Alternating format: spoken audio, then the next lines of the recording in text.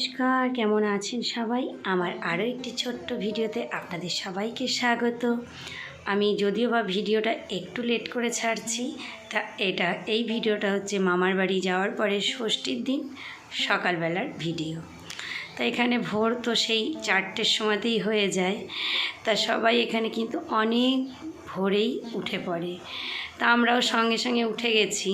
তা আমার এটা মামি যে এখন উঠোন লেপছে, তা উনি সমস্ত কাজকর্ম সেরে সকালবেলায় এই উঠোনটাকে লেপে নেন। আর ওই যে গাছের আম গাছে খেজুর দেখতে পাচ্ছেন, ওটা কিন্তু আম গাছে যদিও বা হয়নি, ষষ্ঠীর দিন সকালবেলায় পাওয়া যায় না বলে আমার ভাই বোনরা কী করেছে, খেজুরগুলোকে পেড়ে আম গাছে ঝুলিয়ে রেখেছে, যাতে পুজোর দিন সকাল সকাল হাতের কাছেই পাওয়া যায়। আর ওই যে বাচ্চাটাকে দেখতে পাচ্ছেন, ওটা আমার মামার ছোট মেয়ে। ও সবারই ছোট এবং আমার সব থেকে ছোট বোন। আর এই যে আমাদের বাড়িরগুলো সবাই বসে আছে, আর এটা আমার মামার বড় মেয়ে। আমরা সকাল সকাল তো এখানে উঠতেই হচ্ছে, মানে ভোর 4টে বাজছে, মানে একদম মনে হচ্ছে দিন হয়ে যাচ্ছে। তো এদিকে আমার মামিরও প্রায় উঠোনটা লেপা হয়ে গেছে। এবার আমরা প্ল্যান করেছি সবাই মিলে গঙ্গায় স্নান করতে যাব। এখানে কিন্তু সবাই সকালবেলাতেই গঙ্গাতেই স্নান করে, কলে বা কোথাও কোনো আদার্স কোনো টাইম কলে করে না, সবাই গঙ্গাতে। আর এই যে আমার মামার বাড়ির গাছের আম, অনেকটা বড় বড় এই আমগুলো। আর ওই ভেতর সাইডে একটা বড় বাগানও আছে, যে বাগানটা আপনাদেরকে এখনও দেখানো হয়নি। তা যাই হোক, আমরা সবাই মিলে কিন্তু এখন গঙ্গা স্নান করতে যাচ্ছি। গঙ্গা স্নান সেরে এসে পুজোর জোগাড় জানতি, কারণ আমরা সবাই সকাল থেকে না খেয়ে আছি। আর এমনিতেও মেয়েদের ষষ্ঠীর দিনে তো খেতে হয় না, মা ষষ্ঠীকে জল দিতে হয়। এর জন্য আমরা সবাই এই যে রেডি করে নিয়েছি ষষ্ঠীতলায় যাবার জন্য। যদিও বা এগুলো আমার সব দিদা রেডি করেছে, আমি কিন্তু কিচ্ছু করিনি। এদিকে আমার মেয়ে, আমার মাসি, মাসির মেয়ে, মামার মেয়ে, এদিকে আমার এই যে বরমশাই পাঞ্জাবি পরে জামাই সেজে রেডি। সঙ্গে আমি আর বাকি থাকি, আমিও সাজুগুজু করে একটু ফটো তুলে নিলাম। এবার বেরিয়ে পড়ব সবাই মিলে রেডি হয়ে। এই যে এবার আমরা ষষ্ঠীতলায় পুজো দিতে যাব। আর এই মামার বাড়ির আনন্দ কথাতেই তো আছে, মানে যত আনন্দ আবদার কিন্তু এই মামার বাড়িতেই।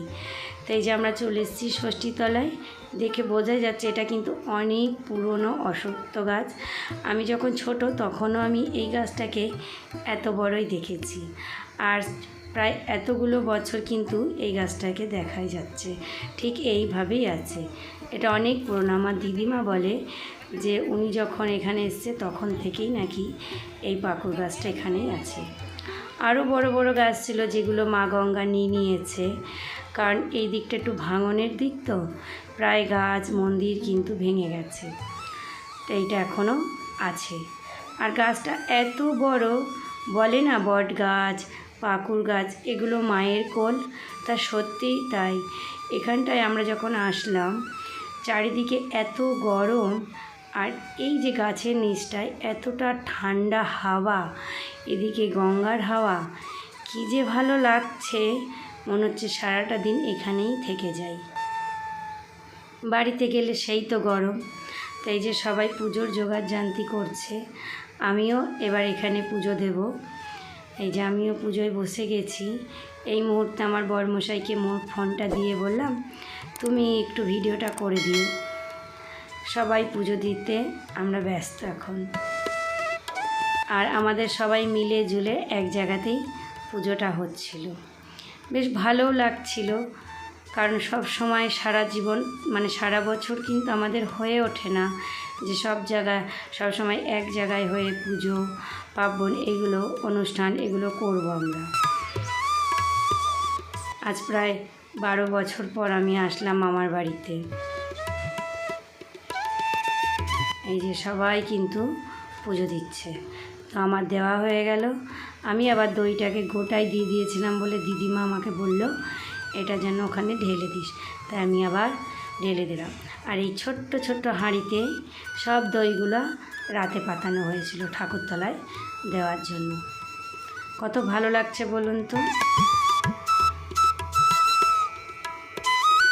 তার থেকেও বেশি ভালো লাগছে এই গঙ্গার দৃশ্য। মনে হচ্ছে, সত্যি বলছি, মনে হচ্ছে এখান থেকে আর যাবো না।